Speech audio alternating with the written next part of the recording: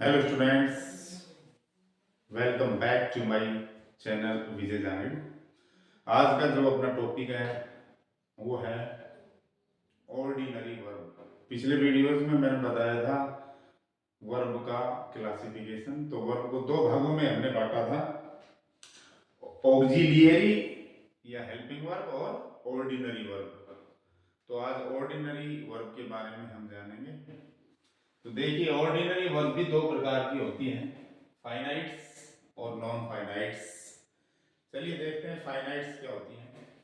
Finites verb वे क्रियाएं जो वाक्य में कर्ता के नंबर वचन, पर्सन पुरुष के अनुसार व टेंस के अनुसार चेंज हो जाती हैं, फाइनाइट वर्ब्स कहलाती हैं।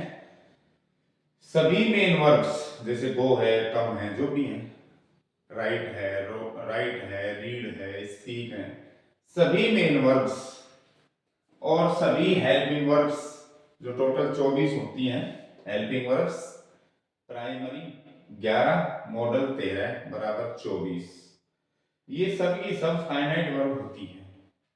कौन कौन सी? सभी मेन वर्ब्स और हेल्पिंग वर्ब्स फाइनाइट वर्ब होती हैं। देखिए कैसे। तो मेन जो बिंदु है वो ये है कि ये क्रियाएं कर्ता के अनुसार बदल जाती है और टेंस के अनुसार बदल जाती है। तो ये सारी क्या है? मेन वर्ब है। लाइक, लाइक, लाइक, ये सब मेन वर्ब है। तो देखिए, ये है present indefinite tense. First form या ऐसी है, इस प्रेजेंट इंडेफिनिट टेंस में आता है।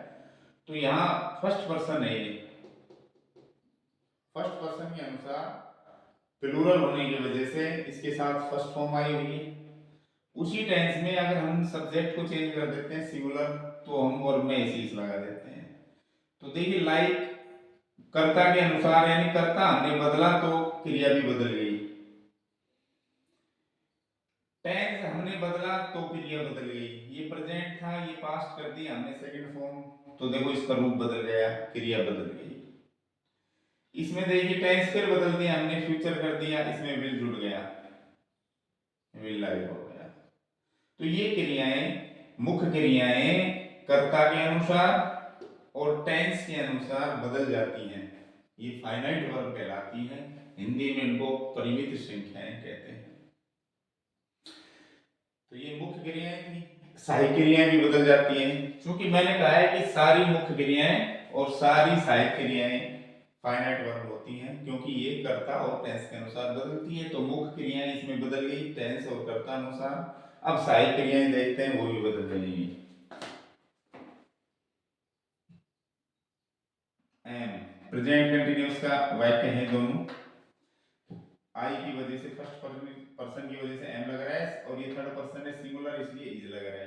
तो देखो सब्जेक्ट चेंज करते ही सहायक क्रिया भी चेंज हो गई। इसमें देखिए वर लग रहा है पास्ट टेंस है, टेंस बदलते ही ये भी बदल गई। प्रेजेंट में ये आ रही थी तो पास्ट में वर आ गई, तो सहायक क्रिया भी बदल रही है। फिर हम फ्यूचर टेंस करते हैं तो देखो इसमें सेल आ गया, सहायक क्रिया। कर्ता बदलेंगे, यहाँ ही कर देंगे तो विल हो जाएगा। तो कर्ता से भी प्रभावित होती है और टेंस से भी ये प्रभावित होती है। इसके अलावा मॉडल्स हैं। मॉडल ये भी कैसे होते हैं? फाइनाइट्स होते हैं। ये भी बदल जाते हैं, मूड के हिसाब से बदलते हैं, टेंस के हिसाब से बदलते हैं। जैसे आई कैन रन, मैं दौड़ सकता हूँ, इसमें मूड क्या है? क्षमता बता रहा है, अपनी कैपेसिटी बता रहा है। और इसी को मैं टेंस के अनुसार बदलूं तो यहाँ कुड हो जाएगा। फिर ये कह रहा है मैं दौड़ सकता हूँ, प्रेजेंट टेंस है, और इसी क्षमता को मैं भूतकाल में बताऊं तो यहाँ कुड हो जाएगा, आई कुड रन, मैं दौड़ सकता था। तो ये भी प्रभावित हो रही है। सी मस्ट रन, उसे दौड़ना चाहिए, बाध्यता है, दौड़ना होगा उसे। ही मस्ट रन, उसे दौड़ना चाहिए, दौड़ना होगा, बाध्यता का भाव है इसमें। तो मूड अगर हम बदल रहे हैं, सलाह दें किसी को तो शुड कर देंगे, तुम्हें दौड़ना चाहिए, तो यहाँ सलाह का भाव है, तो सलाह की वजह से मॉडल चेंज हो गया। तो मॉडल भी टेंस के हिसाब से और सब्जेक्ट के हिसाब से बदल सकते हैं, मूड के हिसाब से चेंज हो सकते हैं। तो जो फाइनाइट वर्ब्स हैं वो सारी तो मेन वर्ब्स और सारी हेल्पिंग वर्ब्स, संपूर्ण हेल्पिंग वर्ब्स होती हैं। चलो अब देखते हैं नॉन फाइनाइट वर्ब कौन कौन सी हैं।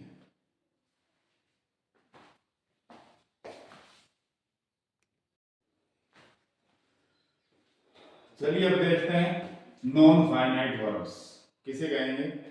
वाक्य में मुख्य क्रिया एवं मेन वर्ब एवं सहायक क्रिया हेल्पिंग वर्ब के बाद जो दूसरी क्रियाएं, चाहे वो फर्स्ट फॉर्म हो, चाहे टू फर्स्ट फॉर्म हो, चाहे फर्स्ट फॉर्म में आईएनजी हो, चाहे थर्ड फॉर्म हो, आती हैं। वाक्य में मुख्य क्रिया है, सहायक क्रिया के बाद जो भी क्रियाएं आती हैं नॉन फाइनाइट्स कहलाती हैं। वो इस रूप में आ सकती है। ये वो क्रियाएं होती हैं जो वाक्य के कर्ता और टेंस के अनुसार चेंज नहीं होती है, जबकि फाइनाइट वर्ब में ऐसा हो रहा था, चेंज हो रही थी, लेकिन अब वो कर्ता और टेंस के अकॉर्डिंग चेंज नहीं होती हैं। ये तीन रूपों में मिलती हैं, इन्फिनेटिव, जेरेंड, पार्टिसिपल। जो नॉन फाइनाइट्स है वो तीन रूपों में मिलता है, इन्फिनेटिव, जेरेंड, पार्टिसिपल। तो देखिए इन वाक्यों से पता चलेगा कि ये फाइनाइट है या नॉन फाइनाइट है। देखिए मैंने अभी दिखाया कि मुख्य क्रिया और सहायक क्रिया के बाद जो क्रियाएं आए, मुख्य क्रिया, सहायक क्रिया, सहायक क्रिया, मुख्य क्रिया, सहायक क्रिया, सहायक क्रिया, मुख्य क्रिया, मुख्य क्रिया। इनके बाद जो भी वर्ब आ रही है जो अंडरलाइंड है वो सारी की सारी नॉन फाइनाइट्स हैं। क्यों? क्योंकि कर्ता और टेंस के हिसाब से उनमें कोई चेंज नहीं हो रहा है, उन पर कोई प्रभाव नहीं पड़ रहा है। प्रभाव पड़ेगा तो मुख्य क्रिया या सहायक क्रिया पे पड़ता है, और जिन पर प्रभाव पड़ता है, जो प्रभावित होती है वो फाइनाइट्स होती हैं। तो इन पर क्या है कि प्रभाव ही नहीं पड़ रहा। देख लीजिए आप दो वाक्य देखो शुरू की, ये मुख्य क्रिया तो चेंज हो गई, इसमें लाइक था, इसमें कर्ता के अनुसार सिंगुलर होने पर एस लगा दिया, ये तो चेंज हो गई मुख्य क्रिया। लेकिन क्या इनमें कोई फर्क पड़ा? यहाँ भी टू रन था, यहाँ भी टू रन, नो चेंज, कोई बदलाव नहीं है। चाहे आप यहाँ कुछ भी कर लो, चाहे इसको लाइक कर दो, चाहे विल लाइक कर दो, चाहे यहाँ ही कर दो, चाहे इसको आईएनजी लगा दो, चाहे इसमें आई कर दो, यानी कि कर्ता बदल दो, टेंस बदल दो, तो भी इन पर कोई प्रभाव नहीं पड़ता है, ये जैसी हैं वैसी ही रहेगी। तो इसलिए लोग कहते हैं नॉन फाइनाइट्स, अपरिमित क्रियाएं हैं, ये सीमित नहीं होती है किसी से भी, इन पर किसी का कोई प्रभाव नहीं पड़ता है। इसी तरह से देखो तो ये two plus first form, two plus first form, ये है इन्फिनेटिव, ये है इन्फिनेटिव, टू फर्स्ट फॉर्म। अब इसमें देखिए इसमें वोज है, कर्ता एक वचन है, वोज है, मैंने प्लूरल कर दिया, वर हो गया, तो ये तो प्रभावित होती हैं, सहायक क्रियाएं। अब इसके बाद जो प्रभावित नहीं हुआ, फोर्थ फॉर्म रनिंग, रनिंग नहीं हुआ प्रभावित, तो ये नॉन फाइनाइट्स है। और देखिए इसको पार्टिसिपल कहेंगे, ये क्रिया का काम कर रहा है, वह दौड़ रहा था, तो दौड़ने का काम हो रहा है, तो आईएनजी फॉर्म लग रही है, तो इसको पार्टिसिपल कहेंगे, प्रेजेंट पार्टिसिपल। इसमें भी वही है, अब इसमें भी आईएनजी लग रहा है, लेकिन इसको जेरेंड कहेंगे। क्यों कहेंगे? क्योंकि ये वर्ब का काम नहीं कर रहा है, ये तो वर्ब का काम कर रही है, वह दौड़ रही है, दौड़ रहा था, वे दौड़ रहे थे, वर्ब हो रही है, इसमें तो क्रिया हो रही है, लेकिन इसमें क्रिया नहीं हो रही, लेकिन फिर भी आईएनजी लगा हुआ है। तो आईएनजी क्रिया का आईएनजी रूप जो क्रिया के रूप में प्रयुक्त न होकर संज्ञा के रूप में प्रयुक्त होता है, हम आगे पढ़ेंगे इसके बारे में, उसको जेरेंड कहते हैं। तो देखिए सी लाइक्स रनिंग, यहाँ लाइक्स था, यहाँ विल लाइक कर दिया, मैंने टेंस बदल दिया, तो ये तो प्रभावित होती है टेंस के अनुसार। प्रेजेंट इंडेफिनिट में लाइक्स आ रहा था, फ्यूचर इंडेफिनिट में विल लाइक हो गया, तो ये तो प्रभावित हो रही है कर्ता के अनुसार भी और टेंस के अनुसार भी। लेकिन देखिए क्या इसमें कोई बदलाव आया? नहीं आया। तो ये है नॉन फाइनाइट वर्ब। और यहाँ पर ये क्रिया का काम नहीं कर रही, यहाँ पर ये नाउन का काम कर रही है, संज्ञा का काम कर रही है। सी लाइक्स रनिंग, वो रनिंग पसंद करती है, रनिंग, रनिंग एक थिंग या आइडिया जो है, सी लाइक्स रनिंग, उसको पसंद कर रही है। तो यहाँ रनिंग जो है नाउन है, नहीं क्रिया। और मैं रनिंग पसंद करूंगा, तो जिसको पसंद कर रहे हो क्या है, रनिंग, और रनिंग यहाँ क्या है, नाउन का काम कर रहा है, तो यहाँ जेरेंड है। अगर यही फॉर्म, यही रूप क्रिया का काम करे तो उसको हम पार्टिसिपल कहते हैं, और यही फॉर्म आईएनजी वाला फॉर्म अगर संज्ञा का काम करे तो हम जेरेंड कहते हैं। आगे देखिए, I have eaten food, she has eaten food. अब मैंने आई कर्ता के अनुसार हैव था इसमें, फर्स्ट पर्सन की वजह से, प्लूरल की वजह से हैव, सिंगुलर कर दिया मैंने थर्ड पर्सन, तो हैज हो गया। तो ये तो प्रभावित हो रही है सहायक क्रिया, लेकिन क्या ये प्रभावित हुई है, नहीं हुई। सही, आप यहाँ पर सी कर लो, दे कर लो, यहाँ दे आई कर लो, कुछ भी कर लो, यहाँ सहायक क्रिया बदल जाएंगी, लेकिन ये नहीं बदल रही है।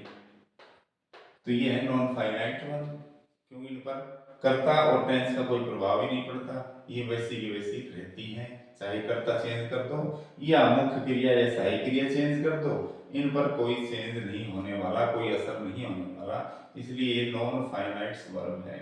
और ये क्या है, यहाँ पर मुख्य क्रिया की थर्ड फॉर्म में आई हैव ईटन फूड, मैं खाना खा चुका हूँ, वह खाना खा चुकी है।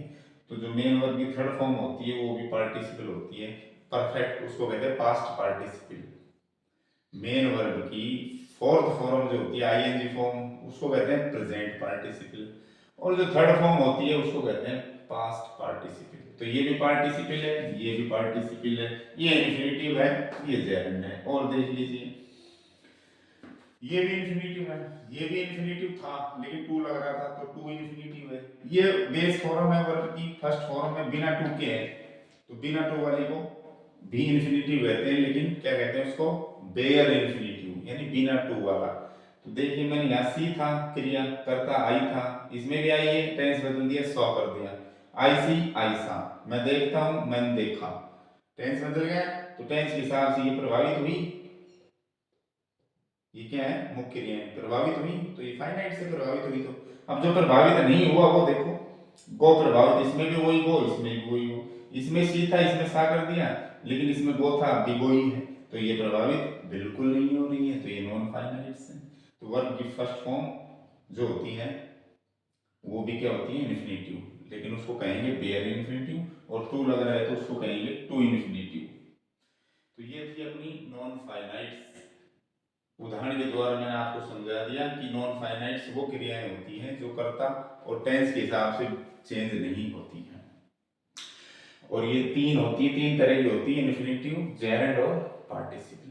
और जो चेंज होती है वो होती है फाइनाइट वर्ब, जिसमें मुख्य क्रिया किसी वाक्य की या सहायक क्रिया वही चेंज होती है, उसके बाद जो क्रियाएं आती हैं वो नॉन फाइनाइट्स होती हैं, उन पर कोई असर नहीं पड़ता है बिल्कुल भी, कर्ता और टेंस का, वो एक ही स्थिति में रहने वाली वर्ब होती हैं, इसलिए उनको कहते हैं नॉन फाइनाइट्स। तो चलिए अब एक एक के बारे में हम डीपली पढ़ते हैं थोड़ा। इन्फिनिटिव क्या है, जेरेंड क्या है, पार्टिसिपल क्या है, इनका किन किन रूपों में हम यूज कर सकते हैं, क्या ये नाउन, प्रोनाउन या एडजेक्टिव, एडवर्ब आदि रूप में भी यूज हो सकते हैं, या क्या ये विशेषण का काम भी कर सकते हैं, क्या ये वर्ब का काम भी कर सकते हैं। तो चलिए एक एक वर्ब को पढ़ते हैं, पहले इन्फिनिटिव हम पढ़ते हैं, फिर नेक्स्ट।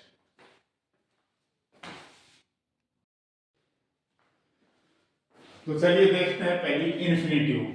नॉन फाइनाइट का जो पहला रूप है इन्फिनिटिव, किसी वाक्य में मेन वर्ब अथवा helping verb plus main verb, किसी वाक्य में या तो मेन वर्ब के बाद या हेल्पिंग वर्ब प्लस मुख्य क्रिया दोनों के बाद वर्ब की फर्स्ट फॉर्म आ रही हो, अथवा टू प्लस फर्स्ट फॉर्म का प्रयोग हो रहा हो, तो वो इन्फिनिटिव का उदाहरण है। जैसे ये मेन वर्ब है, ये मेन वर्ब है, ये हेल्पिंग वर्ब और मेन वर्ब है, तो अगर इनके बाद या तो फर्स्ट फॉर्म आए केवल या टू फर्स्ट फॉर्म आए तो उनको हम इन्फिनिटिव कहेंगे। पहचानने का सीधा तरीका है, किसी वाक्य में देख लो या तो मेन वर्ब हो या हेल्पिंग वर्ब और मेन वर्ब हो, उसके बाद कोई और क्रिया आ रही हो, चाहे फर्स्ट फॉर्म में हो या टू प्लस फर्स्ट फॉर्म में हो, तो हम उसको इन्फिनिटिव कहेंगे। इन्फिनिटिव दो प्रकार का होता है, बेयर इन्फिनिटिव जिसका मतलब है base form of the verb, क्रिया का मूल रूप यानी फर्स्ट फॉर्म, बेयर इन्फिनिटिव मतलब, और टू इन्फिनेटिव का मतलब होता है फर्स्ट फॉर्म से पहले टू लगाते हैं, जैसे ये टू इन्फिनेटिव है, ये बेयर इन्फिनेटिव है। अब अंतर देखते हैं कि बेयर इन्फिनेटिव में और टू इन्फिनेटिव में क्या डिफरेंस है। देखिए, यह मुख्य क्रिया की बेस फॉर्म होती है, बेस फॉर्म है बिना टू के, और यह टू प्लस बेस फॉर्म होती है, इसमें फर्स्ट फॉर्म से पहले टू लग जाता है। एक अंतर तो ये हो गया। दूसरा, इसका प्रयोग परसेप्शन वर्ब्स यानी बोध क्रियाएं, पॉजिटिव वर्ब्स यानी कि प्रेरणार्थक क्रियाएं, और मॉडल्स पता ही है आपको 13 मॉडल्स होते हैं, इनके बाद इनका यूज होता है। किनका? बेयर इन्फिनेटिव का। इसका यूज कहाँ होगा? जब यहाँ पर पॉजिटिव वर्ब हो या परसेप्शन वर्ब हो या मॉडल हो, तो ही ये फर्स्ट फॉर्म आएगी, बिना टू के आएगी। इसके अलावा ये केवल क्रिया के रूप में प्रयुक्त होती है, जहां ये लग गई वो सिर्फ क्रिया का ही काम करती है और कोई कार्य नहीं करती है। इसमें देखिए, यह बोध क्रिया यानी कि परसेप्शन वर्ब, पॉजिटिव वर्ब और मॉडल के अलावा सभी क्रिया प्रकार की क्रियाओं के बाद यूज हो सकता है। जो टू फर्स्ट फॉर्म है वो इनके बाद यूज नहीं होगी। अगर यहाँ पर पॉजिटिव वर्ब है, पॉजिटिव वर्ब या परसेप्शन वर्ब या मॉडल अगर यहाँ है, तो उनके बाद टू फर्स्ट यानी टू इन्फिनेटिव यूज नहीं होता है, इनके बाद तो बेयर इन्फिनेटिव यूज होता है। यह क्रिया का काम भी करती है, संज्ञा का काम भी करती है, विशेषण का काम भी करेगा, और क्रिया विशेषण के रूप में भी प्रयुक्त होता है। क्या? टू प्लस फर्स्ट फॉर्म, लेकिन ये सिर्फ क्रिया का ही काम करता है।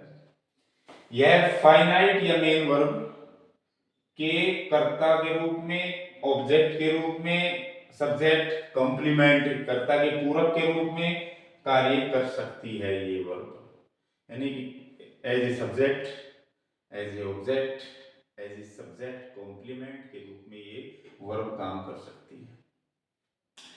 तो देखना हमें ये है पहले तो कि परसेप्शन वर्ब कौन सी होती है, पॉजिटिव वर्ब कौन सी होती है, मॉडल का वो पता ही 13 होते हैं, जिनके बाद बेस इन्फिनेटिव का यूज होता है।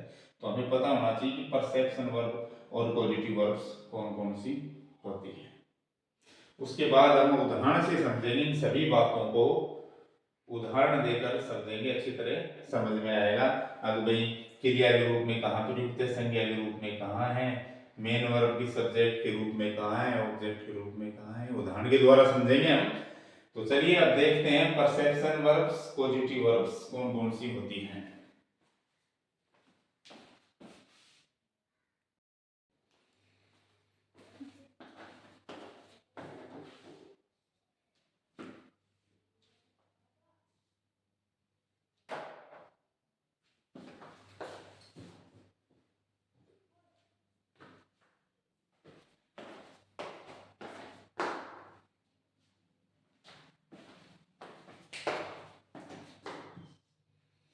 चलिए अब हम बेयर इन्फिनेटिव किन किन वर्ब्स के बाद आता है ये जान रहे हैं। तो मैंने अभी बताया था कि जो बोध क्रियाएं और जो प्रेरणार्थक क्रियाएं होती है पॉजिटिव वर्ब और जो मॉडल्स होते हैं उनके बाद बेयर इन्फिनेटिव अर्थात मेन वर्ब की बेस फॉर्म, फर्स्ट फॉर्म का यूज होता है। तो परसेप्शन वाली वर्ब होती है जो हमारी 5 ज्ञानेंद्रिय होती है, आंख है, नाक है, कान है, त्वचा है, जीभ है, इनसे होने वाली जो क्रियाएं हैं वो वर्ब्स ऑफ परसेप्शंस कहलाती हैं। जैसे आंख, नाक, कान, त्वचा, जीभ। अब इनसे क्या क्या क्रिया करेंगे हम? आंख से देखने का काम करेंगे, देखने की बहुत सारी क्रियाएं हो सकती हैं, see, look, watch, observe, notice. Nose, नाक से सूंघने का काम होता है, स्मेल। कान से सुनने का काम है, हियर, लिसन टू साउंड, तीनों सुनने में काम में आती है। त्वचा से हम टच कर सकते हैं, छू के महसूस कर सकते हैं, फील कर सकते हैं, और जीभ से हम टेस्ट अनुभव कर सकते हैं। तो ये जो वर्ब्स हैं, अगर ये मुख्य क्रिया के रूप में है तो इनके बाद बेयर इन्फिनिटिव ही काम में आएगा, अर्थात फर्स्ट फॉर्म आ रही है।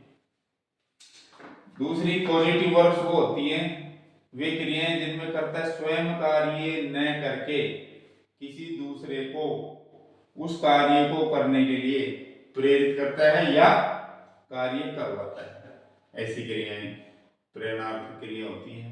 जैसे मैं कहूँ पढ़ना, तो इसकी जो पॉजिटिव बनाएंगे तो अर्थ जो सेंस निकलेगा वाक्य का वो आ जाएगा पढ़वाना, खाना, खिलवाना, इस तरह का अर्थ निकलता है उसमें। तो ये है अपनी चार, मोस्टली तीन ही है, मेक, गेट और हैव।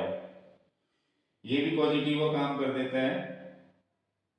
तो देखिए मेक का यूज करेंगे जब किसी को कुछ करने के लिए मजबूर करो आप, जिसमें आपको नानी याद दिलवा दूंगा, मैं आपको रुलवा दूंगा, इस तरह। गेट, किसी से कुछ करवाने हेतु उसे प्रेरित या राजी करवा लेना, मैंने उससे ये काम करवा लिया, तो वहां गेट लगाएंगे। हैव, किसी दूसरे से कुछ करवाना, वो भी कुछ सेवा वगैरह, जैसे मैं इलेक्ट्रीशियन से बिजली का काम करवा लूंगा या इलेक्ट्रीशियन से फ्रिज ठीक करवाऊंगा, इस तरह से। लेट, किसी को कुछ करने के लिए परमिशन देना, वहां लेट। तो देखिए ये जो मेक है और लेट है और मॉडल, इनके बाद तो फर्स्ट फॉर्म आती है। और जो गेट है ना, गेट जो पॉजिटिव वर्ब है उसके बाद हमेशा थर्ड फॉर्म यूज होती है। तो ध्यान रखना इन तीनों के बाद ही बेयर इंफिनिटिव यूज होगा, गेट के बाद बेयर इंफिनिटिव यूज नहीं होता है। इसके बाद पास्ट पार्टिसिपल यूज हो सकता है थर्ड फॉर्म। तो चलिए अब उदाहरण के माध्यम से समझते हैं हम बेयर इंफिनिटिव और टू इंफिनिटिव क्या है, ये अभी उदाहरण के माध्यम से हम समझेंगे। तो चलो देखते हैं।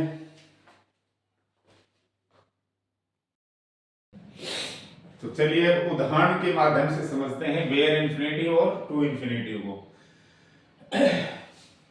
मैंने अभी बताया था आपको कि जो बेयर इंफिनिटिव है वो मॉडल के बाद आता है, यानी कि मेन वर्ब की फर्स्ट फॉर्म, केवल वो मॉडल के बाद आता है। देख लीजिए टू नहीं है इसके साथ, बेयर इंफिनिटिव है, ये मॉडल है। मैंने अभी बताया था जो वर्ब्स ऑफ परसेप्शन है, बोध वाली क्रियाएं जो हमारी इंद्रियों से जनित हैं, इंद्रियों से होने वाली जो क्रियाएं हैं, उनके बाद भी बेयर इंफिनिटिव आते हैं। देखिए देखना, देखना इंद्रिय आंख से जनित, आंख से होने वाली क्रिया है, तो इंद्रिय जनित वर्ब है, तो इसके बाद भी बेयर इंफिनिटिव आता है, यानी बिना टू के आता है, फर्स्ट फॉर्म ही आती है। फिर मैंने बताया था कि जो पॉजिटिव वर्ब्स होती हैं, जो प्रेरणार्थक क्रियाएं होती हैं, उनके बाद भी बेयर इंफिनिटिव आता है। फॉर्म चाहे किसी भी रूप में आ सकती है। ये जो फॉर्म है परसेप्शन वर्ब है या पॉजिटिव वर्ब है, ये किसी भी रूप में आ सकती हैं, अर्थात फर्स्ट फॉर्म, सेकंड या फ्यूचर टेंस, किसी भी रूप में ये आ सकती हैं। तो देखिए मेड, मेक की सेकंड फॉर्म है मेड, तो ये पॉजिटिव वर्ब है, तो इसमें बेयर इंफिनिटिव आया है। आई मेड हर क्राई, मैंने उसे रुलवा दिया, चिल्लवा दिया, रुलवा दिया। फिर ये है वो, देखिए है के बाद फिर वही बेयर आ रहा है। I have my bike repair every day, मैं अपनी बाइक रोजाना रिपेयर करवाता हूँ, यानी किसी दूसरे से काम करवा रहा है। फिर ये लेट है, लेट के बाद भी हमेशा बेयर आता है, कहीं भी आए। और ये गेट आ गई, गेट के बाद ये भी पॉजिटिव वर्ब है, इसके बाद हमेशा थर्ड आती है, तो इसके बाद बेयर इंफिनिटिव नहीं आ सकता, ध्यान रखना। तो ये लागू नहीं है अपने, ठीक है। लेट, हैव और मेक के बाद, परसेप्शन वर्ब के बाद और मॉडल के बाद बेयर इंफिनिटिव आता है। और बेयर इंफिनिटिव केवल और केवल वर्ब के रूप में ही यूज होता है, यहाँ सिर्फ क्रिया का काम कर रहा है और कुछ नहीं करता है। इसके विपरीत टू इंफिनिटिव की हम बात करें तो वो न केवल क्रिया के रूप में बल्कि संज्ञा के रूप में, विशेषण के रूप में, क्रिया विशेषण के रूप में काम करता है। सारी पॉजिटिव वर्ब्स, सारी परसेप्शन वर्ब्स और मॉडल्स को छोड़ के जो भी वर्ब आएंगी सबके बाद टू इंफिनिटिव यूज होता है। भाई इनको छोड़ दो जो मैंने बताई, परसेप्शन, पॉजिटिव और मॉडल्स, उनके बाद जो बच गई सब में टू इन्फिनेटिव का यूज होता है। और ये किस किस रूप में यूज होता है, देखिए नाउन के रूप में है, यहाँ to first form to infinitive है, नाउन के रूप में यूज हो रहा है, क्योंकि इसके आगे कोई नाउन है नहीं, वाइट यहीं समाप्त हो रहा है, तो ये एज ए नाउन काम करेगा। आई लाइक टू प्ले, मुझे टू प्ले पसंद है, मतलब to play is a thing and idea, एक संज्ञा का काम कर रहा है कि टू प्ले पसंद है मुझे, अर्थात खेल पसंद है, खेलना पसंद है। इसके आगे कोई ऑब्जेक्ट तो है नहीं, तो ये खुद ही ऑब्जेक्ट है और नाउन के रूप में काम करेगा। फिर यहाँ अगर इसके आगे मैं जोड़ दूं I like to play hockey, तो हॉकी तो हो जाएगा फिर नाउन, और टू प्ले फिर वर्ब का काम करेगा यहाँ पर। लेकिन अगर टू प्ले पे वाई खत्म हो रहा है, उसके आगे कोई नाउन नहीं है, तो ये खुद ही नाउन का काम कर रहा है। इसमें देखिए अगर इन्फिनेटिव टू इन्फिनेटिव, किसी बात को पता होना चाहिए विशेषण किसे कहते हैं। An adjective is a word which qualifies a noun or pronoun। संज्ञा या सर्वनाम को मॉडिफाई करने वाला शब्द, उनकी विशेषता बताने वाला शब्द एडजेक्टिव कहलाता है। और अगर किसी वाक्य में संज्ञा के बाद या सर्वनाम के बाद, समवन माने कोई, अनिश्चयवाचक सर्वनाम, indefinite, one, someone, somebody, no one आदि क्या है, इंडेफिनिट प्रोनाउंस हैं। तो अगर किसी सर्वनाम के बाद टू फर्स्ट फॉर्म आ जाए या किसी संज्ञा के बाद टू फर्स्ट फॉर्म आ जाए, तो संज्ञा या सर्वनाम की विशेषता बताएगा कौन, टू इन्फिनेटिव। और संज्ञा सर्वनाम की विशेषता बताने वाले शब्द विशेषण कहलाते हैं। तो इस वाक्य में देखिए संज्ञा के बाद सर्वनाम इंडेफिनेट प्रोनाउन के बाद आया है टू फर्स्ट, तो यहाँ ये विशेषण का काम कर रहे हैं। इसी तरह इसमें देखिए she wants to go home, वो घर जाना चाहती है। अब टू गो के बाद एडवर्ब ऑफ प्लेस आ गया होम। ध्यान रखें कि जो होम है वो एडवर्ब ऑफ प्लेस है, वो स्थान वाचक क्रिया विशेषण है, संज्ञा नहीं है। अगर मैं यहाँ हाउस कर देता तो वो संज्ञा होती, और संज्ञा होती तो उससे पहले प्रीपोजिशन फिर टू लगता। जैसे she wants to go to house या टू हर हाउस, तो फिर ऐसे होता। होम तो एडवर्ब ऑफ प्लेस है, इससे पहले कभी कोई प्रीपोजिशन नहीं आता है। तो यहाँ ये as a adverb of place है, एज ए नाउन के सेंस में आ रहा है, तो ये वर्ब का काम करेगी। अब यहाँ वह जाना चाहती है होम, घर पर, तो यहाँ ये वर्ब के रूप में है। यहाँ पर आपने पढ़ा होगा कि जो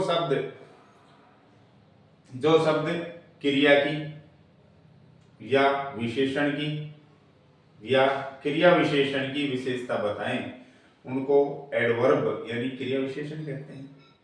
तो अगर टू फर्स्ट फॉर्म अर्थात टू इन्फिनेटिव किसी क्रिया के बाद आकर के उस क्रिया की विशेषता बताए, उस क्रिया का तरीका बताए, उस क्रिया का कारण बताए, उस क्रिया का उद्देश्य बताए, कि क्रिया क्यों हो रही है, किस उद्देश्य से हो रही है, किस तरीके से हो रही है, तो समझ लेना वहां पर वो क्या होगा, एडवर्ब होगा।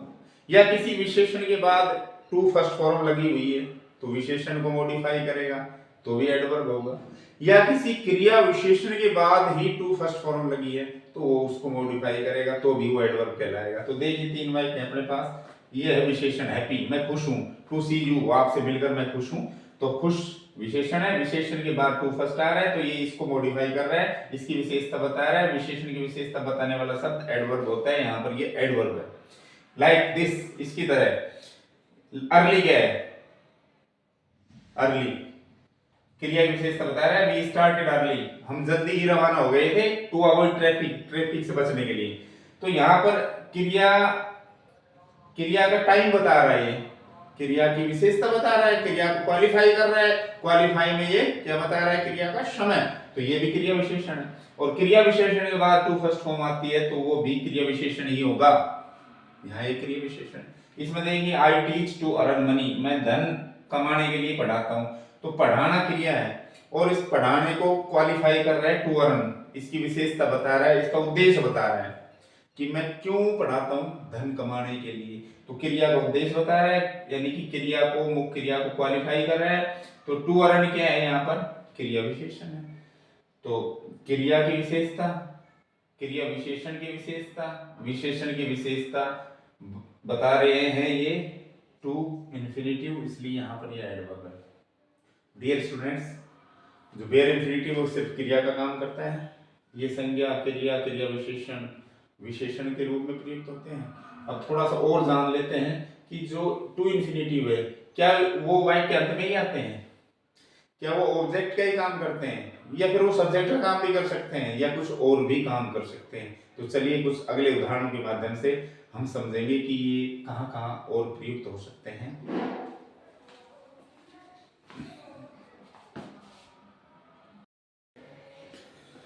तो चलिए उदाहरण के माध्यम से समझते हैं टू इन्फिनिटिव को, कि टू इन्फिनिटिव और कहाँ कहाँ यूज, कैसे, किस रूप में यूज हो सकता है। तो ये तीन तरह से यूज हो सकता है। मुख्य क्रिया के, या मेन वर्ब कहो या फाइनाइट वर्ब कहो, उसके सब्जेक्ट के रूप में, यानी वाक्य के शुरू में भी टू फर्स्ट फॉर्म आ सकता है। ये मेन वर्ब है, इसके ये सब्जेक्ट हो गया, तो सब्जेक्ट के रूप में ये प्रयुक्त हो रहा है। इज एम आर के बाद, वॉज वर्ब के बाद अगर फोर्थ फॉर्म आईएनजी फॉर्म है तो वहां पर ये हेल्पिंग वर्ब होती है। लेकिन इज एम आर के बाद अगर कोई वर्ब नहीं है तो ये खुद ही मेन वर्ब हो जाती है। तो मेन वर्ब के मुख्य क्रिया के कर्ता के रूप में, यानी टू फर्स्ट फॉर्म का प्रयोग हो सकता है। इसके अलावा ऑब्जेक्ट के रूप में, मुख्य क्रिया के कर्म के रूप में भी इसका प्रयोग हो जाता है।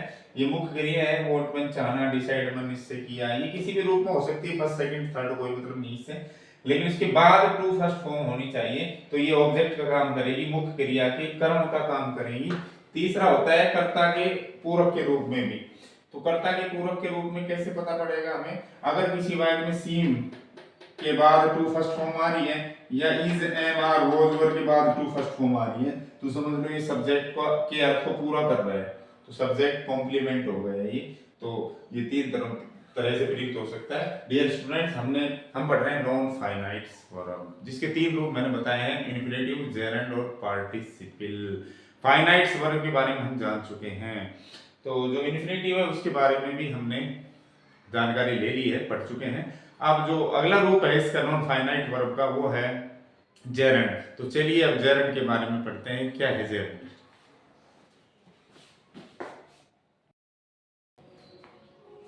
तो चलिए देखते हैं दूसरी जो नॉन फाइनाइट वर्ब है वो है जेरेंड। क्या होता है जेरेंड?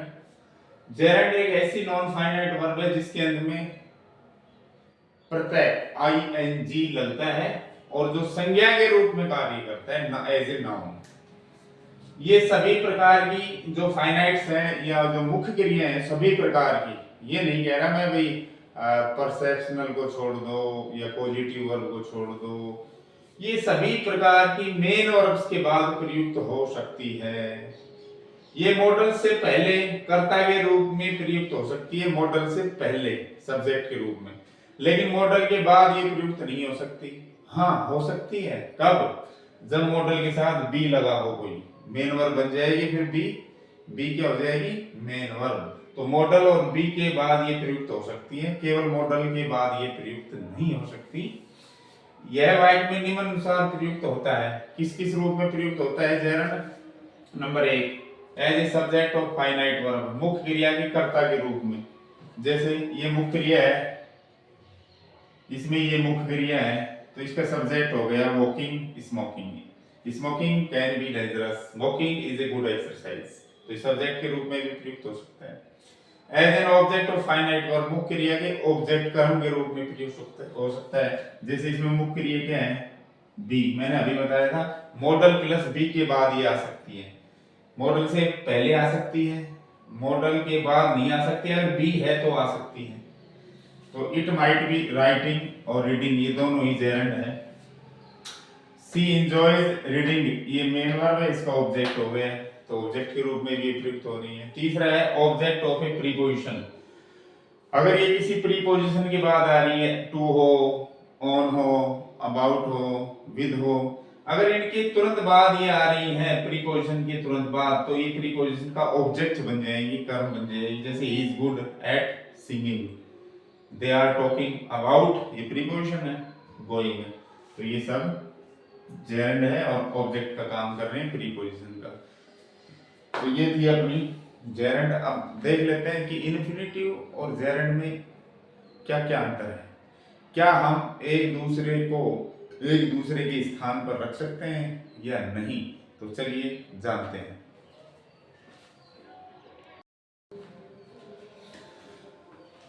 देखिए डियर स्टूडेंट्स, ध्यान दीजिए, इन्फिनेटिव और जेरेंड, क्या हम एक दूसरे की जगह एक दूसरे को रख सकते हैं, स्थापित कर सकते हैं? तो देखिए ये क्या है, टू इन्फिनेटिव है, ये क्या है, टू इन्फिनेटिव है, ये क्या है, बेयर इन्फिनेटिव है बिना टू के। तो जहां भी टू इन्फिनेटिव या बेयर इन्फिनेटिव है वहां पर हम जेरेंड को लगा सकते हैं। देख लीजिए, टू प्ले था उसकी जगह प्लेइंग कर दिया, इसमें टू प्ले था प्लेइंग कर दिया, इसमें डांस था बेयर इन्फिनेटिव उसका भी हमने डांस कर दिया। तो यानी इन्फिनेटिव के स्थान पर जेरेंड हम स्थापित कर सकते हैं। लेकिन क्या जेरेंड की जगह टू इन्फिनेटिव भी स्थापित कर सकते हैं? जी हाँ, लेकिन उस समय हमें विचार करना होगा कि हम बेयर इन्फिनेटिव प्रतिस्थापित करें वहां या टू इन्फिनेटिव। इसके लिए मैं आपको बता चुका हूं कि बेयर इन्फिनेटिव कहाँ लगता है और टू इन्फिनेटिव कहाँ लगता है। तो जेरेंड की जगह इन्फिनेटिव लगाने से पहले थोड़ा सोच लीजिएगा कि बेयर लगाना है या टू लगाना है। डियर स्टूडेंट्स, ये था अपना नॉन फाइनाइट्स का दूसरा रूप जेरेंड। चलिए अब देखते हैं तीसरा रूप पार्टिसिपल। जी हाँ, क्या है पार्टिसिपल, कैसे काम करता है पार्टिसिपल, चलिए जानते हैं।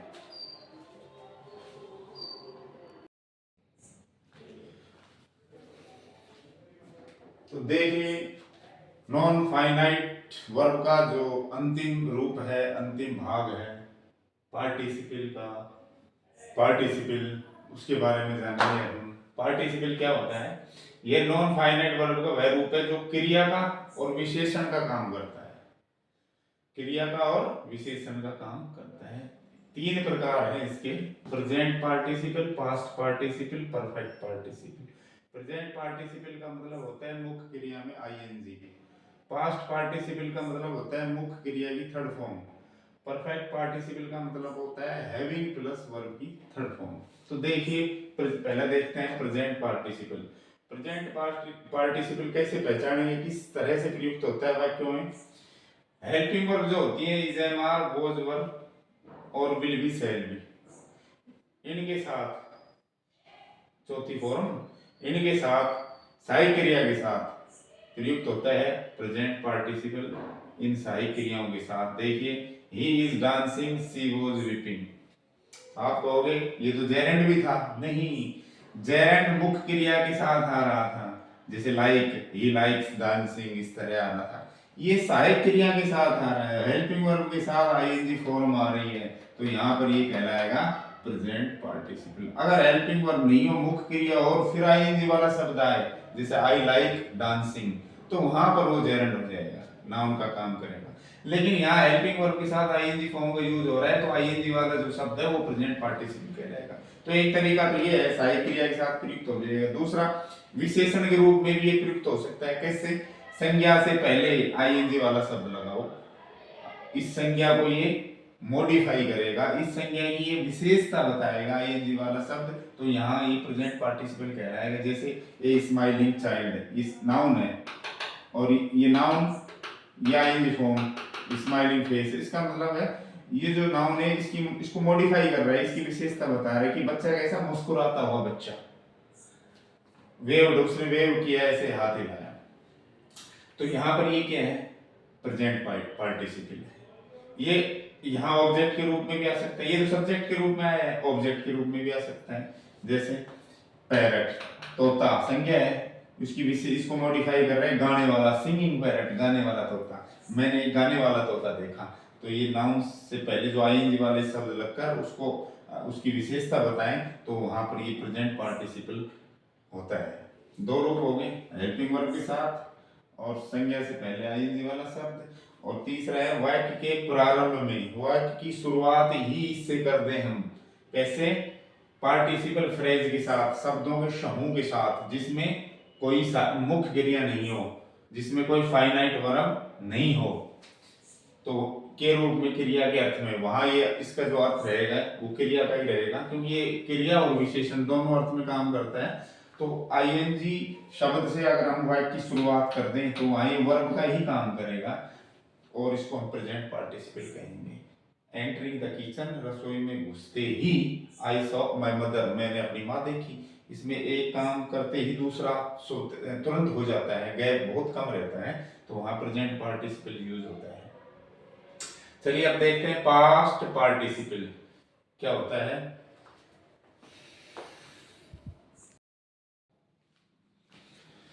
चलिए देखते हैं स्टूडेंट्स, जो पार्टिसिपल है उसका एक रूप हमने पढ़ लिया प्रेजेंट पार्टिसिपल, दूसरा हम पढ़ने जा रहे हैं पास्ट पार्टिसिपल, जिसका मतलब होता है मेन वर्ब की थर्ड फॉर्म। तो किसी वाक्य में पास्ट पार्टिसिपल का यूज कैसे होता है तो देखते हैं। नंबर 1, हेल्पिंग वर्ब्स के साथ हैज, हैव, हैड के साथ थर्ड फॉर्म के रूप में इसका यूज हो जाता है। तो देखिए सी हैज कुक्ड फूड, ये थर्ड फॉर्म है, ये हेल्पिंग वर्ब है, तो यहाँ ये परफेक्ट पास्ट पार्टिसिपल कहलाएगा। वर्ब की थर्ड फॉर्म पास्ट पार्टिसिपल ही होती है। They must have revisited the Taj Mahal, तो यहाँ हैव है, मस्ट मॉडल और लगा हुआ है इसमें, तो थर्ड फॉर्म है यहाँ पर, तो ये पास्ट पार्टिसिपल है। इसके अलावा विशेषण के रूप में भी पूरा पार्टिसिपल प्रेजेंट हो या पास्ट हो या परफेक्ट हो, विशेषण का प्लस क्रिया का काम तो करते ही नहीं है। तो विशेषण के रूप में कैसे करेगा ये, संज्ञा से पहले लगकर, जैसे प्रेजेंट पार्टिसिपल कर रहा था संज्ञा से पहले चौथी फॉर्म लगकर, वैसे ही संज्ञा से पहले अगर वर्ब की थर्ड फॉर्म लगी हुई है तो इसका मतलब है ये जो है संज्ञा को मॉडिफाई कर रहा है, संज्ञा की विशेषता बता रहा है। जैसे I have found my lost watch, मैंने अपनी खोई हुई घड़ी पा ली है, तो ये संज्ञा है और ये लॉस्ट थर्ड फॉर्म है, तो ये विशेषण का काम कर रहा है, यहाँ पर पास्ट पार्टिसिपल है ये, as a adjective, as an adjective विशेषण के रूप में प्रयुक्त होता है ये। जैसे जरूर नहीं है ऑब्जेक्ट के रूप में ही हो, सब्जेक्ट के रूप में भी हो सकता है। मिरर क्या है, शीशा, दर्पण, संज्ञा है, इससे पहले थर्ड फॉर्म लगी हुई है। टूटा हुआ शीशा, तो शीशे को मॉडिफाई कर रहा है, शीशे की विशेषता बता रहा है ये कि टूटा हुआ शीशा थ्रोन अवे, फेंक दिया गया था, तो यहाँ पर ये थर्ड फॉर्म पास्ट पार्टिसिपल है, विशेषण का काम कर रही है। इसके अलावा वाक्य के प्रारंभ में प्रेजेंट पार्टिसिपल की तरह पास्ट पार्टिसिपल का प्रयोग वाक्य के प्रारंभ में पार्टिसिपल फ्रेज यानी शब्दों का एक समूह होगा पार्टिसिपल वाला, जिसमें इसका हम प्रयोग करेंगे और जिसमें फाइनाइट वर्ब नहीं होगी, क्रिया के रूप में ये काम करेगा। जैसे शुरू में ही वर्ब की थर्ड फॉर्म से वाक्य शुरू हो गया, beaten in the first game, ये एक फ्रेज है जो कि पूरा अर्थ नहीं दे रहा है, वाक्य का एक टुकड़ा है, अंश है, इसमें कोई फाइनाइट वर्ब भी नहीं है, मुख्य क्रिया भी नहीं है। तो ऐसे फ्रेज में वाक्य के शुरू में ही हम इसका इस्तेमाल करेंगे। पहले गेम में हार करके उसने अपनी पूरी कोशिश की, बाद में पहले गेम में हारने पर। तो ये था अपना पास्ट पार्टिसिपल। चलिए अब देखते हैं तीसरा जो पार्ट है पार्टिसिपल का, परफेक्ट पार्टिसिपल। हैविंग और थर्ड फॉर्म से वाक्य शुरू करोगे इसमें। एक्टिव वॉइस अगर वाक्य है, एक्टिव वॉइस बना रहे हैं तो हैविंग प्लस थर्ड फॉर्म से वाक्य की शुरुआत करेंगे। हैविंग टेकन टी, चाय पी करके, आई वेंट आउट, मैं बाहर चला गया। इसमें दो कामों के बीच थोड़ा समय लगता है, फिर चाय भी पी फिर बाहर गया, लेकिन प्रेजेंट पार्टिसिपल में टाइम नहीं लगता, एक काम होते ही दूसरा काम हो जाता है। रसोई में घुसते ही मैंने सांप देखा, अब ये कह रहा है कि चाय पी करके मैं बाहर गया, तो थोड़ा सा गैप होता है दोनों कामों के बीच। तो एक्टिव वॉइस में तो हैविंग थर्ड फॉर्म से वाक्य शुरू होता है, पैसिव वॉइस में having been plus third form से वाक्य शुरू होता है। जैसे हैविंग बीन अरेस्टेड, गिरफ्तार होने पर, गिरफ्तार किए जाने पर, द थीफ कन्फेस्ड, चोर ने अपनी जो गलती थी वो स्वीकार कर ली। तो डियर स्टूडेंट्स, ये था आज का अपना topic, finites and non finites. आशा करता हूँ आपको अच्छे से समझ में आया होगा, नहीं भी आया तो इसको एक बार वीडियो को रिपीट करके देख लेना। अगर आपको अच्छा लगा वीडियो तो लाइक करना, कमेंट्स करना, शेयर करना, चैनल को सब्सक्राइब नहीं किया है तो सब्सक्राइब करना, और आगे ये वीडियो देखने के लिए चैनल पर बने रहें। तब तक के लिए वेट करें। Thank you.